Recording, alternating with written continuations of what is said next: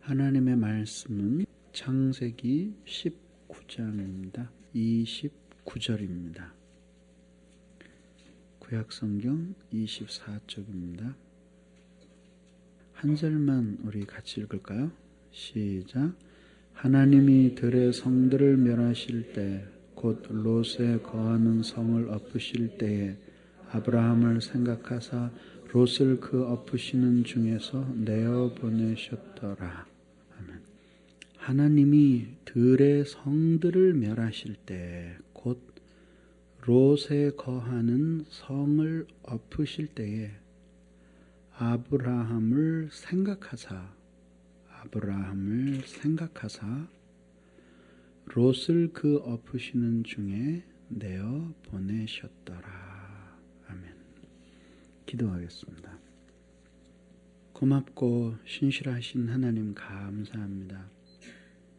부족한 저희들을 사랑해 주시고 명절 연휴를 맞은 수요일에 저희들을 아버지 집에 불러주시고 오늘 이처럼 평온한 가운데 예배를 드리게 해주시니 고맙습니다.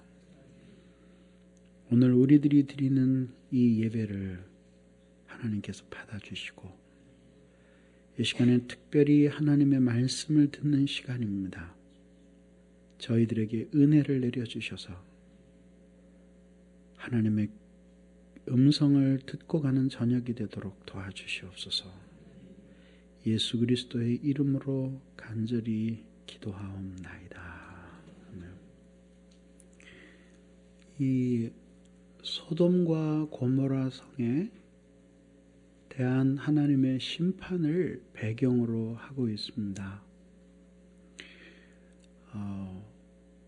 홍수를 통해서 온 세계를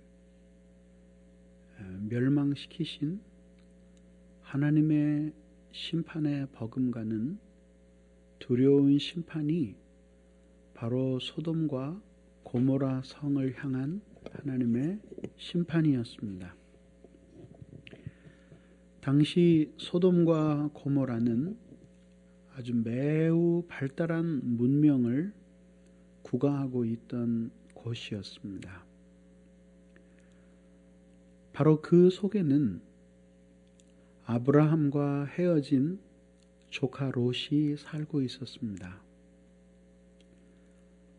롯에게 있어서 아브라함은 아버지와 같은 존재였음에도 불구하고 롯의 재물에 대한 욕심이 아브라함 곁을 떠나게 하였고, 그래서 그는 물이 넉넉해 보이고 따라서 짐승을 기르기에 좋아 보이는 소안들을 택했고, 후에 이제 소돔과 고모라 성이 있는 그 지방에서 우거하게 되었습니다.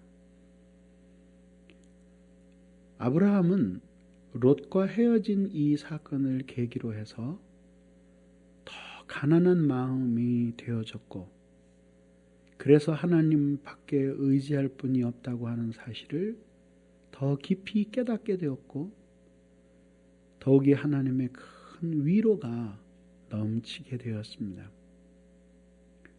그러나 큰 일이 일어났으니 그것은 바로 하나님이 사자를 보내어 소돔과 고모라 성의 부르짖음을 듣게 하시고, 그리고 그 땅의 패역한 죄들을 보시면서 그들을 멸망하기로 작정하신 것이었습니다. 아브라함의 관심은 하나님을 모르는 채 살아가는 소돔과 고모라 성의 많은 사람들이 아니라 오히려 자기와 함께 피를 나눈 조카 롯이 거기에 살고 있었고, 만약에 하나님이 심판을 행하시면 롯이 그 심판의 재앙을 피할 수 없을 것이라고 하는 사실을 알게 되었는데, 이것이 아브라함에게는 커다란 고통이었습니다. 그래서 이 아브라함은 하나님 앞에 18장에서 간절히 매달리는 장면이 나옵니다. 아브라함이 만약에 그 성에 의인이 섞여 있다면 멸하겠습니까? 하면서 50이면 40이면 하면서 내려가면서 하나님 앞에 매달리는 장면이 나옵니다. 아브라함의 관심사는 그 성의 멸망이 아니라 그 성과 함께 죽어가는 조카 롯이었을 것입니다. 그래서 그를 위한 변형된 중보 기도가 바로 18장의 형식에 나타나는 것이죠. 오늘 여기 성경에 보면은 그렇게 아브라함이 매달려도 하나님께서는 결국은 그 땅을 심판하시기로 작정하셨고 심판은 그대로 실행이 되었습니다. 그 심판의 광경은 여러분들이 성경을 읽었으니까 이미 잘 아시겠지만 하늘에서 유황 불비가 내려서 그 소돔과 고모라 성이 완전히 파괴되어 버렸습니다. 많은 사람들은 이 소돔과 고모라 성이 전설상의 서도시일 것이라고 생각을 했습니다마는 그러나 70년대 후반 80년대 초에 소돔과 고모라 성의 흔적이 사해 밑바닥에서 발굴되기 시작함으로써 이것이 전설상의 도시가 아니라 실제 역사에 있었던 일이라고 하는 사실들이 입증되는 것이죠. 그래서 많은 학자들은 하늘에서 비가 내렸을 뿐만 아니라 또한 땅에 커다란 지진이 일어나서 성들이 파괴되었을 것이라고 그렇게 생각을 합니다.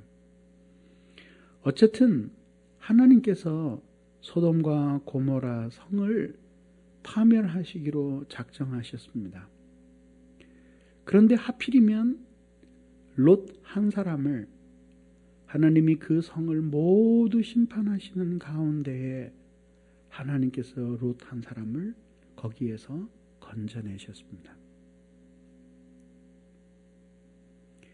그 이유에 대해서 오늘 성경은 말하기를 아브라함을 생각하사라고 말했습니다. 성경을 읽으면서 우리들이 조금 이해가 가지 않는 부분이 있습니다. 그것은 바로 구약 성경인 이 창세기에서 보는 롯의 그림과 그리고 그 베드로서를 통해서 보는 롯의 그림이 좀 다르다는 것이죠. 베드로서에서는 베드로가 롯의 경건함을 칭찬하면서 무법한 자들의 불법한 행실을 인하여 고통하는 롯을 건지셨다. 그래서 롯이 소돔과 고모라 성에 살았지만은 그들에게 물들지 않고 그들의 무법하고 불법한 행실을 위해 고통하는 경건을 가졌기 때문에 하나님이 그 심판 속에서도 건지셨다라고 그렇게 롯을 평가하고 있죠. 창세기에서도 롯이 방탕한 사람이고 또 소돔과 고모라 사람과 모두 한 통속이었다고 말하지는 않습니다. 그는 분명히 소돔과 고모라 성 사람들과는 다른 사람들이었고 여호와께서 보낸 사자를 대하는 그의 경건한 태도를 볼 때 그의 마음속에는 분명히 하나님을 깊이 두려워하고 경외하는 마음이 있었습니다.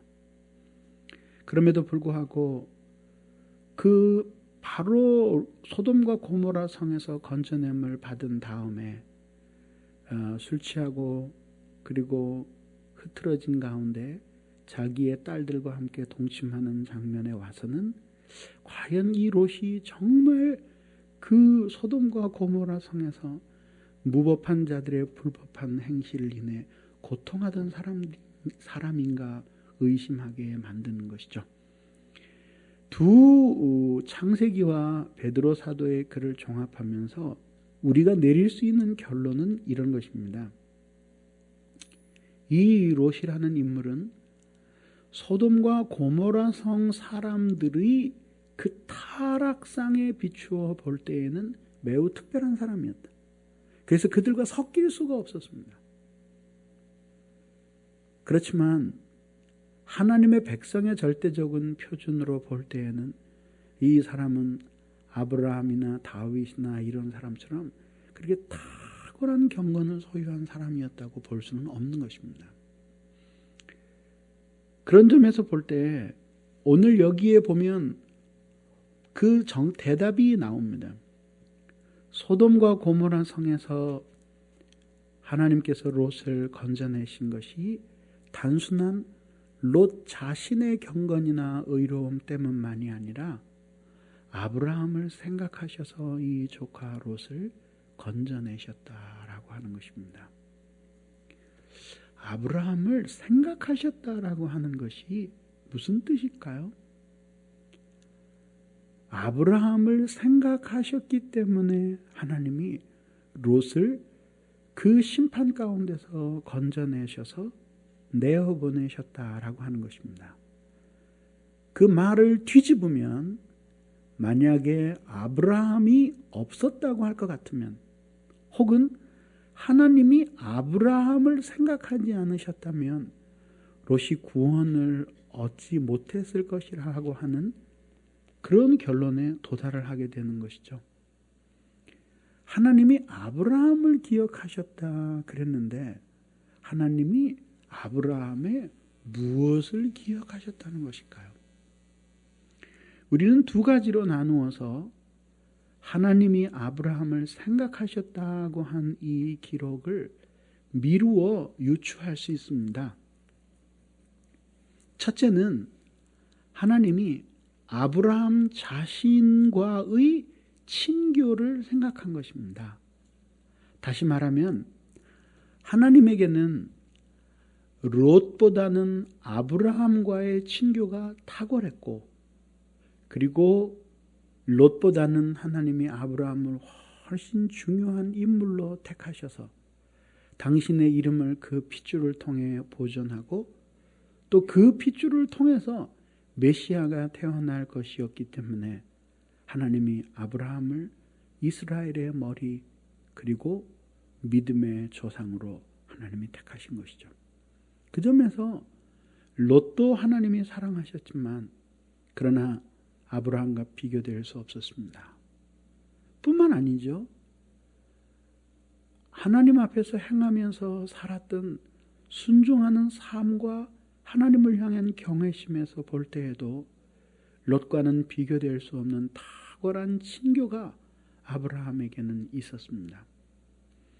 그래서 하나님께서 아브라함을 생각하셨다라고 할 때 그 첫 번째는 아브라함과의 친교를 생각한 것입니다.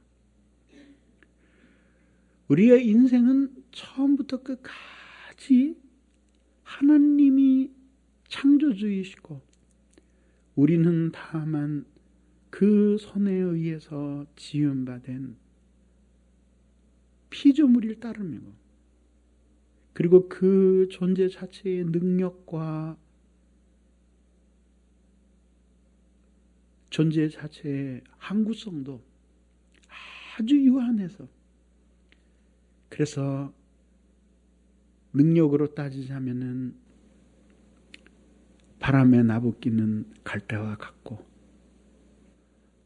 얼마나 오래 이 땅에 있느냐 하는 항구성으로 본다면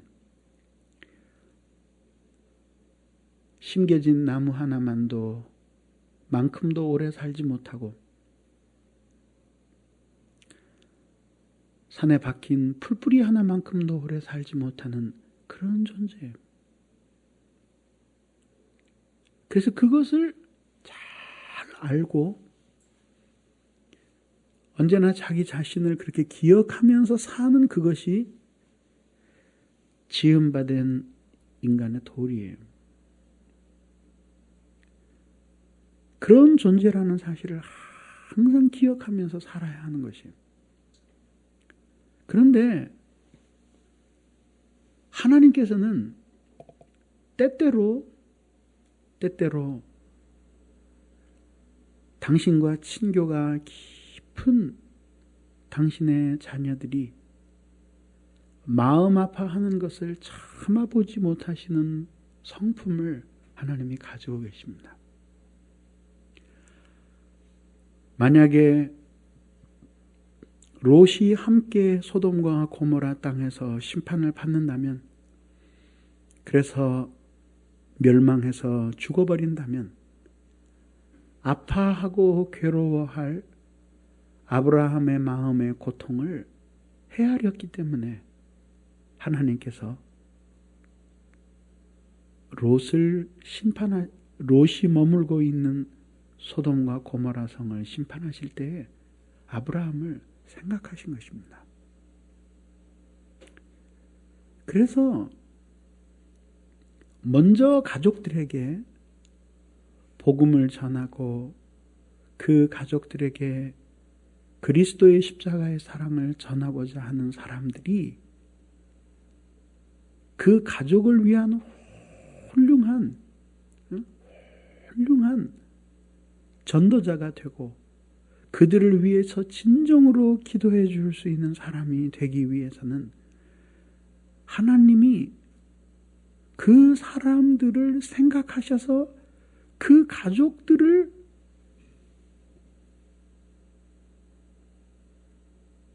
차마 심판하지 못하시는 그런 마음이 되도록 자신이 하나님과 먼저 그런 관계를 맺어야 하는 것입니다.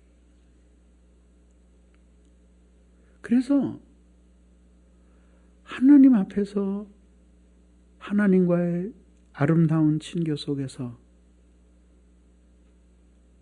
만약에 하나님께서 우리 가족들의 악한 행실과 하나님을 기억하지 않는 돌같은 가슴, 그리고 하나님께 대항하는 이 강팍한 심령에 대해서는 하나님이 심판을 하시고 싶으시지만, 그러나 그렇게 멸망으로 우리의 가족을 데려가면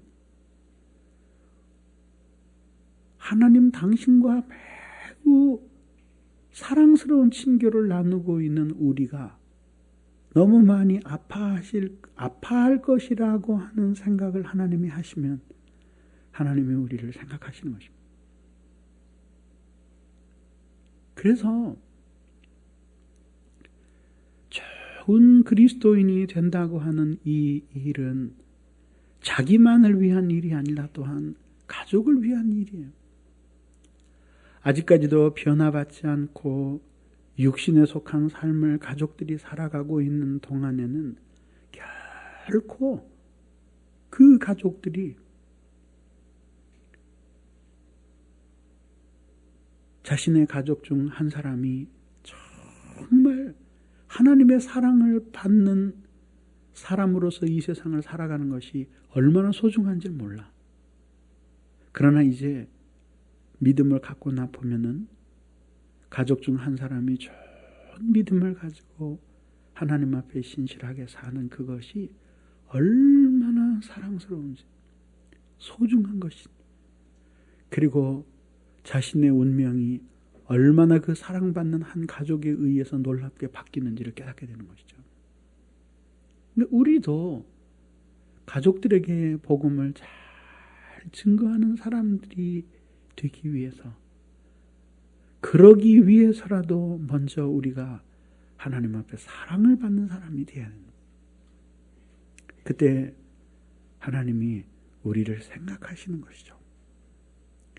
두 번째는 아브라함의 기도를 생각하신 것이에요.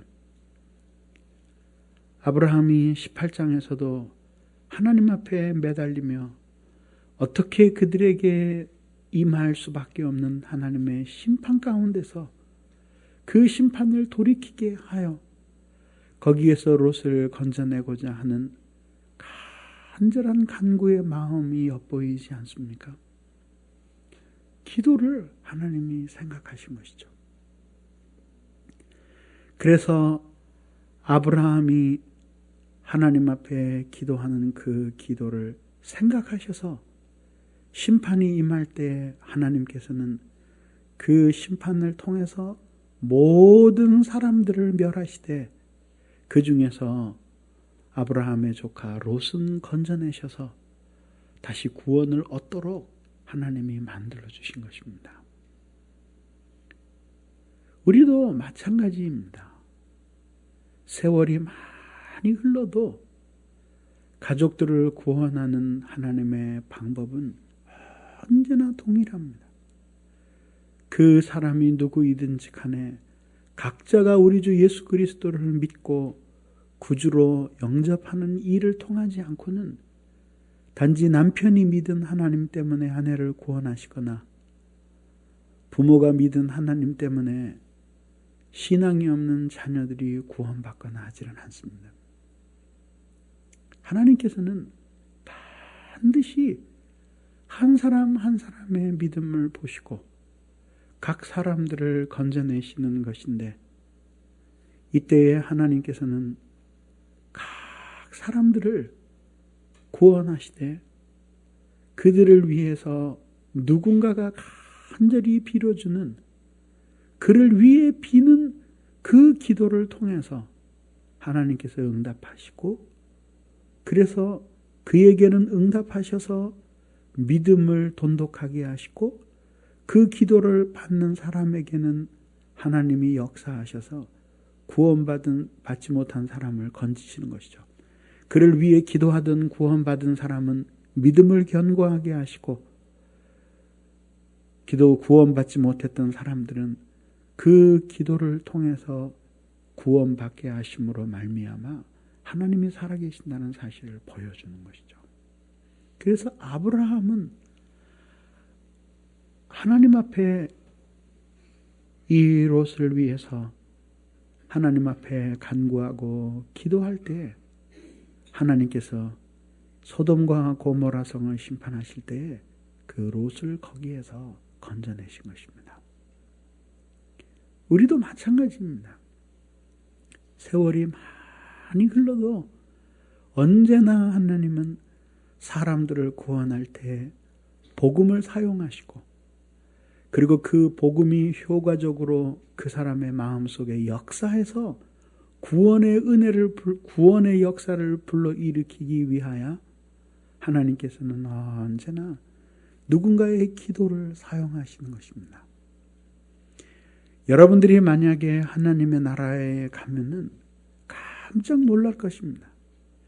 여러분들은 생각지도 않았던 많은 사람들이, 뜻밖의 너무나 많은 사람들이 너무나 간절히 여러분들을 위해서 기도했다는 사실을 보고 여러분들은 정말 놀라게 될 것입니다. 그렇게 하나님 앞에 간절히 기도하고 주님 앞에 부르짖는 그 기도의 도움을 통해서 하나님께서 아브라함을 생각하사 롯을 건져낸 것처럼 지금도 수많은 믿는 사람들의 기도를 통해서 그 믿는 사람들의 가족들을 건져내시는 것입니다. 소돔과 고모라 성은 하늘로부터 쏟아지는 불비의 심판을 받고 살아남은 자 없이 모두 멸망하였습니다. 그러나 지금은 그런 멸망의 징조가 보이지 않는 시대라고 말합니다. 그래서 모두들 육체의 욕심을 따라서 살아가는 중입니다. 그러나 여러분, 이런 날들이 결코 오래가지 않습니다.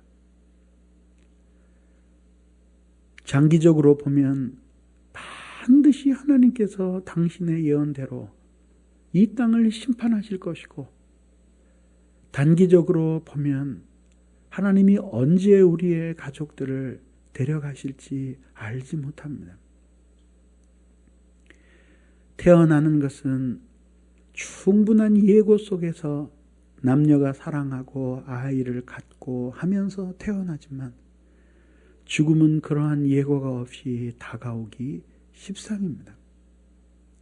한번 죽는 것은 하나님이 정하신 것이기 때문에 하나님이 그를 불러가시고, 오늘 우리들이 이 땅에 살아남은 이 시간들은 그렇게 인생의 참된 의미를 알고 예수 그리스도를 믿으며 살도록 하나님이 허락하신 시간들입니다. 그리고 이미 그리스도를 믿은 우리들은 그렇게 아직까지도 믿지 못한 우리의 가족들과 이웃을 위해서 더 빌어주고 그들을 위해 기도해야 할 필요가 있기 때문에 아직 우리를 이 세상에 영혼들을 섬기라고 남겨두신 것이죠. 하나님 앞에 아브라함이 기도했을 때에 그 기도를 기억하셔서 롯을 살려주신 것처럼 오늘 우리도 마찬가지입니다. 우리는 흔히 가족들에게 조금 복음을 전해놓고 많이 불평합니다. 조금 사랑해놓고 크게 원망합니다. 그래서 우리의 가족들을 향해서 아주 간단하게 그 인간은 마음이 너무나 강팍해서 돌아올 리가 없어. 우리 아버지는 강팍한 돌덩어리야. 전에도 결코 돌아오지 않을 거야. 간단하게 생각합니다. 이유가 무엇 때문인지 아십니까? 사랑이 부족하기 때문입니다. 사랑은 언제나 오래 참는 것입니다. 주님이 우리를 향해 오래 참으시고 기다리시는 것처럼 그렇게 기다리시는 것입니다. 제가 하나님을 떠나서 청년 시절에 하나님 없는 날을 보냈거든요. 그러면서 정말 내 자신의 머리에 의지해서 하나님 없다. 성경 읽으면서도 오히려 그런 확신을 강화하는 데 성경을 사용했습니다. 이것 봐, 성경에 이렇게 쓰였잖아. 와, 하나님이 없으니까 보지 않고 믿는 자들이 복이 있다라는 거지. 만약에 하나님이 살아계시다면 직접 보여주시지. 왜 이렇게 유치하게 보지 않고 믿는 사람들은 더 복되다 그러시냐. 응? 하나님 없다. 그러다가 어느 순간에 누구의 설득에 의해서도 아니고 그리스도의 십자가 앞에 무릎을 꿇고 하나님 앞에 돌아왔을 때 가장 나를 감동시켰던 그 하나님의 성품이 뭐냐 하면 오래 참는 거예요.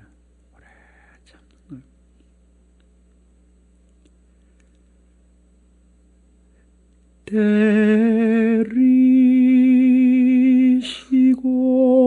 때리시고 루만차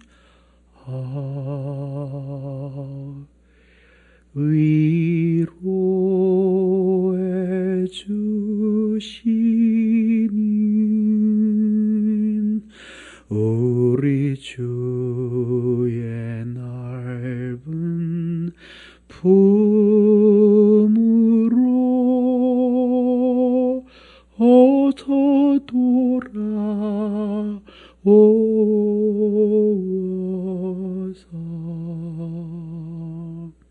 그래서 이 하나님의 오래 참으시는 성품은 언제나 우리를 감동시키십니다. 여러분도 나중에 깊이 회개하고 하나님께로 돌아가게 되면은 어느 순간에 그렇게 하나님이 없는 것 같이 살았던 수많은 날들이 있는데 사실은 그게 나를 향한 간절한 하나님의 사랑의 음성이었구나 하는 걸 깨닫는 환난과 시련을 만나고 그 환난과 시련 속에서 다시 구출받고 구출받은 그 속에서 다시 하나님을 떠났을 때 다시 풍랑이 일어나고 곤고하고 괴로워서 견딜 수 없었을 때 그 모든 인생의 생사화복을 행복과 불행, 고통과 시련, 기회와 절망 이 모든 것들을 결국은 하나님이 주셨고 그리고 그 모든 것들 속에는 하나님의 그 피 어린 음성 간절히 우리를 당신 곁으로 부르시는 그 간절한 울부짖음이 있었다고 하는 사실을 깨닫게 되는 거죠. 그래서 엄마가 아이들을 때리기도 하고 달래기도 하고 눈물로 호소하기도 하고 하면서 그를 옳은 길로 인도하려고 하듯이 하나님도 천의 얼굴로 우리에게 나타나셔서 그래서 우리를 소위 부르시는 거죠. 그래서 하나님이 사람 한 사람 한 사람들을 이렇게 인도하시는 방법은 커다란 원리에 있어서는 같지만은 구체적인 적용에 있어서는 다 달라요. 어떤 때는 하나님이 큰 환난을 주셔서 하나님께로 돌아오게 하는 사람이 있는가 하면 환난은 일어나지 않았는데 마음속에서 놀라운 변화가 일어나서 인생의 허물을 느끼게 하고 견딜 수 없는 외로움 속에 빠지게 함으로써 비로소 이 세상은 자신의 영원한 집이 아니라고 하는 사실을 깨닫게 함으로써 하나님 앞에 돌아오게도 하시는 거예요. 그래서 지금도 하나님을 생각할 때 가장 가슴 아프고 또 위로가 되는 하나님의 성품이 뭐냐 하면은 오래 참으시는 거예요. 네? 오래 참으시는 거예요. 나 같았으면 그렇게 오래 참았을 리가 없는데 하나님은 그렇게 오래 참으시는 거예요. 그게 하나님의 사랑이에요. 우리가 하나님 앞에 구원받지 못한 우리의 가족들, 이따금씩 복음을 전하고 하나님의 뜻대로 살으라고 훈계할 때에, 가르쳐 줄 때에 그것을 받아들이지 않는다고 해서 너무나 간단하게 그는 너무 강팍해, 돌 같은 가슴이야, 그는 마치 멸망받기로 태어난 이성이 없는 짐승과 같아, 이렇게 간단하게 내리는 것은 정말 그들이 악하기 때문이 아니라 우리의 사랑이 부족하기 때문이에요. 그래서 하나님 앞에 간절히 기도하고 하나님 앞에 그 주님을 의지하면서 사는 것밖에 없어요. 그 속에서 우리가 얼마나 겸손해지는지 몰라요. 그렇게 함으로써 우리는 하나님과 동행하게 돼요. 왜? 내가 그렇게 사랑하고 복음을 전하고 기도하는데도 하나님 앞에 돌아오지 않는 내 동생, 우리 형, 그리고 우리 누나, 우리 누이, 그리고 우리 부모님들, 우리 일가 친척들, 심지어는 내가 사랑하는 내 아들과 딸들을 보면서 뭘 거기 보탤 수 있겠어요? 응? 무엇으로서 그들의 구원을 살 수가 있겠어요? 그건 전적으로 하나님의 손에 달립니다. 큰맘 먹고 이번 추석에 가서는 믿지 않는 가족들에게 복음을 전해야지 마음의 각오를 하고 내려가지만 왜 그렇게 불신 가족들은 커 보이고 예수 믿는 자신은 한없이 작아 보이는지 모르죠.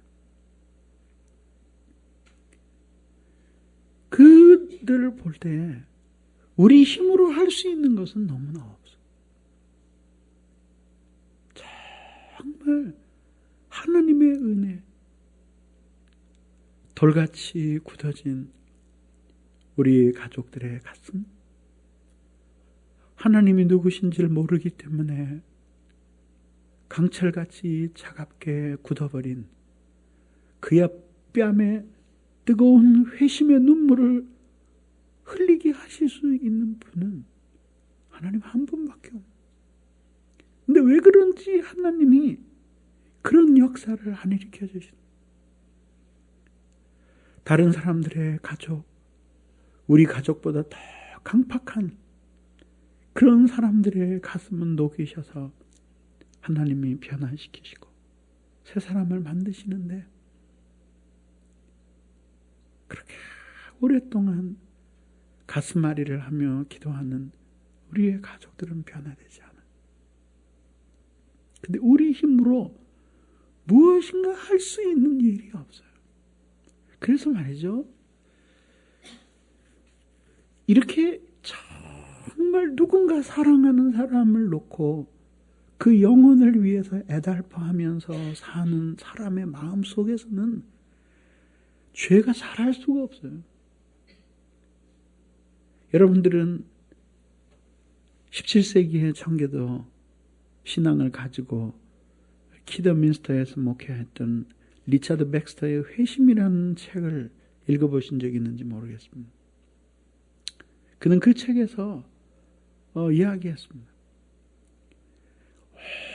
온 마음을 다하고 온 힘을 다해서 여러분들에게 회개하고 구원을 얻어야만 여러분들에게 희망이 있다고 그렇게 외쳤지만, 그러나 여러분들 중에 너무나 많은 사람들은 아직까지도 나의 이 외침에 귀를 기울이지 않습니다. 죽음은 다가오고 그 휘장 뒤에 지옥의 불길은 타오르는데 나는 어떻게 하란 말입니까? 그때 내가 우리 하나님 앞에 가서 너는 왜 혼자 왔느냐고 물으시면은 내가 뭐라고 말하겠습니까? 그때 내 눈에서는 눈물이 샘솟듯 솟아날 것입니다. 그렇게 살아가는 사람들에게 죄가 끊임없이 죽죠.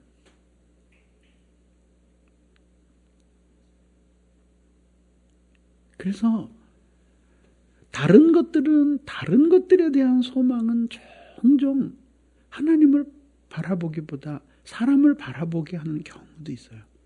그죠? 교회를 지어야 될 텐데 이거 어떡하나. 그러면 하나님이 돈 있는 사람 통해서 역사해 줄 수 있잖아요. 그죠? 무슨 일을 해야 되는데 기술이 없어요. 그럼 어떤 기술자를 통해서 하나님이 역사해 줄 수 있잖아요. 인간의 영혼을 회심시키시는 분은 내가 목회하는 교회, 내가 복음을 전하는 내 가족들, 그들을 거듭나게 하시고 회심시키실 수 있는 분은 오로지 하나님 한 분이에요. 그것뿐이에요. 회심한 사람이 다시 마음이 강팍해지는 것을 보면 회심만이 문제가 아니라 그 회심을 보존하면서 사는 것이 또한 중요한 일이라는 사실을 깨닫게 됩니다. 근데 그걸 하실 수 있는 분이 누구냐? 힘을 다해서 외치고 기회 있는 대로 예수 사랑 증거하지만 그 마음에 그리스도 예수께서 죽으신 것이 자기의 죄를 위함이고 하나님이 일체의 오래 참으심으로 자기와 같은 더러운 죄인을 불쌍히 여기신다는 깨달음에서 그 가슴을 찢고 회심의 눈물이 흘러내리게 만드시는 분은 오로지 하나님 한 분 이외에는 없는 거죠. 그 하나님 한 분을 바라보게 돼요. 그래서 가족의 영혼을 위해 간절히 기도하고 구원받지 못해서 아파하는 그 영혼을 위해서 눈물을 흘려본 사람들은 이 목회자의 마음을 아는 사람들이고, 한 걸음 더 나아가서 그게 바로 오늘날 믿지 아니하는 우리의 가족들과 이웃을 바라보시는 하나님 아버지, 우리 주 예수 그리스도의 마음이란 말이죠. 욕망이 세상적인 것이면 그 욕망을 채울 수 있는 것들이 세상에 있어요. 바라는 것이 쉽게 인간에 의해서 획득될 수 있는 것이면은 사람의 손길을 바라볼 수 있어요. 그러나 그 욕망이 구원받지 못한 영혼이 회개하고 구원받아 하나님이 자녀가 되는 신령한 일이라면 그 목마른 갈증을 채워주실 수 있는 분은 이 세상에는 없어요. 진짜 하나님의 은혜만이 그 일을 할 수 있단 말이죠. 그래서 욕망이 많고 이 세상의 헛된 것들에 대한 욕심에 사로잡히다가도 어느 날 하나님이 내 마음을 변화시키셔서 구원받지 못한 가족과 영혼들을 보면서 뜨거운 아픔을 느끼게 할 때, 그때 하얗게 세상의 모든 욕망들이 사라지는 거예요. 왜? 오로지 그렇게 구원받지 못하고 멸망길을 향해 달려가고 있는 영혼을 구원하실 수 있는 분은 우리 주 예수 그리스도, 십자가에서 바로 그를 위해서 그의 죄를 대신해서 매달리신 우리 주 예수 그리스도밖에 없는데 그가 그분을 믿지 않는 거예요. 그가 그분을 믿지 않는 거예요. 여름마다 무교회 지역으로 전도를 가잖아요. 그래서 이번에도 몇 명을 내가 강제로 꼭 가봐라. 그리고 권해서 보냈습니다. 가서 복음을 전하면 정말 우리 인간이 이 도시 속에서 얼마나 헛된 욕망에 사로잡혀서 쓸데없는 일에 자기를 복종시키면서 사는지 몰라요.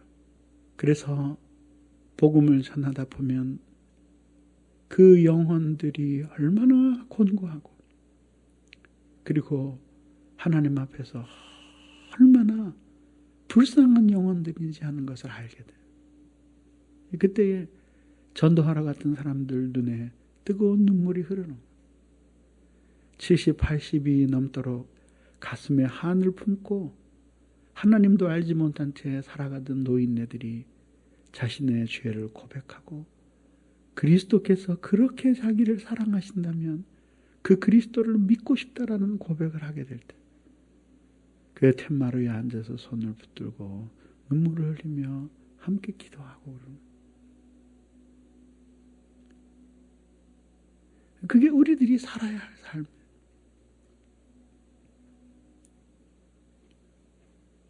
그래서 우리들이 너무나 간단하게 우리의 가족은 마음이 강박하다. 우리 아버지, 우리 어머니는 너무나 마음이 굳어져 있다. 그래서 주님을 받아들이지 않는다. 쉽게 판단하면 안 돼. 오히려 깊이 나를 향해서 예수님이 얼마나 오래 참으셨는지를 생각하면서 그러면서 하나님 앞에 나와서 진심으로 기도하고 하나님 앞에 회개할 때 그들을 위해 오히려 기도해 줄 때 그때 하나님께서 소돔과 고모라를 엎으시는 중에 아브라함을 생각하셔서 롯을 건지신 것처럼 우리의 가족도 하나님이 건져주시는 거예요. 이 세월이 많이 흘러도 하나님은 언제나 이 기도를 바라는 방법을 사용하시죠.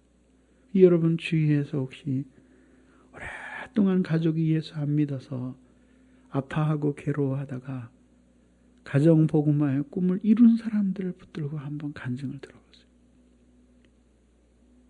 사람이 좋아서 교회 나오고 인간성이 좋아서 주님 영접한 것 같지만 그 뒤에는 정말 자기를 겸손하게 하는 정말 눈물의 기도가 있어요.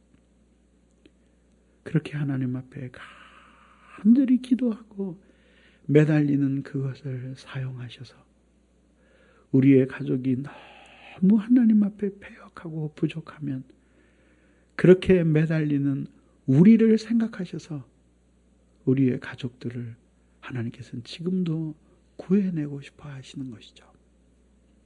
그래서 우리들이 정말 죽는 날까지 가족의 모든 영혼이 더 많이 사랑받고 은혜받은 우리의 영혼인 것처럼 그렇게 끌어안고 오래 참고 주님이 우리를 위해서 오래 참으신 것처럼 참고 사랑하며 그들을 위해 기도하면 하나님이 반드시 우리보다 그 영혼을 더 사랑하시기 때문에 구원의 기회를 주실 것입니다. 문제는 우리의 기도가 우리의 가족의 마음의 강팍함을 능가하지 못하고 그들이 구원받아야 한다라고 하는 마음의 뜨거운 열렬함이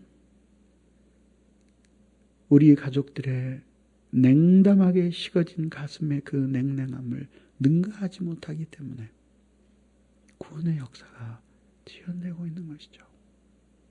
그래서 명절에도 새롭게 우리의 가족들을 대하면서 다시 한번 우리는 우리가 우리의 가족들을 위해서 그들에게 예수의 사랑을 전하고 십자가의 은혜를 전해서 생명의 길로 돌아오도록 하나님이 우리를 부르시고 이제껏까지 우리를 그렇게 세우시기 위해서 베푸셨던 큰 은혜를 생각하면서 하나님이 주신 그 사명을 그대로 받아들이고 그를 위해서 기도해야 하는 것이에요. 그때 하나님께서 우리의 오랜 꿈들을 이루시고 하나님의 변화를 주실 것입니다. 금년이 가기 전에 이런 일들이 우리의 가정에 일어나기를 바랍니다. 기도하겠습니다. 이 시간에 기도할 때 하나님 오늘 이 시간에도 우리를 긍휼히 여겨 주시옵소서. 우리를 불쌍히 여겨 주시옵소서. 우리에게 정말 놀라운 구원의 은혜를 우리의 가족들에게 허락해 주시고 소돔과 고모라를 엎으실 때에 아브라함을 생각하셨던 것처럼 우리를 생각해 주시옵소서. 시간에 우리 같이 기도하겠습니다. 전능하시고 자비하신 아버지 감사합니다. 부족한 저희들을 주님께서 지켜주시고 오늘 이 시간에도 아버지 앞에 간구하고 기도하게 해주시니 감사합니다. 하나님 아버지 이 시간에도 기도합니다. 저희 도와주시옵소서. 우리 가족이 믿음의 가족이 되도록 도와주시고 하나님 의지하는 가정이 되도록 하나님 역사해 주시옵소서. 오 자비하신 주님 오늘 이 시간에도 간구하고 기도합니다. 주여 도와주시옵소서. 아버지 하나님께서 역사해 주시옵소서. 그래서 아버지 하나님의 말씀을 통해서 영원히 하나님을 깊이 만나도록 도와주시고 그래서 회심하는 역사가 일어나도록 도와주옵소서. 하나님 우리를 기억하셔서 이렇게 인내를 가지고 우리의 가족들을 변화시키는 이 일에 하나님의 역사 나타내 보여주시기를 간절히 빕니다. 아버지 하나님께서 이 시간에도 저희들 한 사람 한 사람을 붙드셔서 그 생명길로 우리의 가족들을 이끌 수 있도록 도와주시고 사랑하는 영혼은 하나님이 기억해 주시고 아버지께서 특별히 붙잡아 주시기를 간절히 빌고 원합니다. 자비하신 아버지 하나님 오늘 이 시간에도 도와주시고 아버지께서 붙들어 주시기를 간절히 빕니다. 좋으신 주님 정말 변화시켜 주시고 하나님이 새롭게 해주셔서 아버지 앞에 살도록 은혜 내려주시기를 간절히 빌고 원합니다. 주께서 이 시간에도 저희들 붙들어 주셔서 이렇게 새로운 하나님의 은혜의 빛 아래서 온 가족이 주님을 경외하도록 축복해 주시옵소서. 하나님이 붙잡아 주시기를 간절히 빌고 원합니다. 예수 그리스도의 이름으로 기도합니다.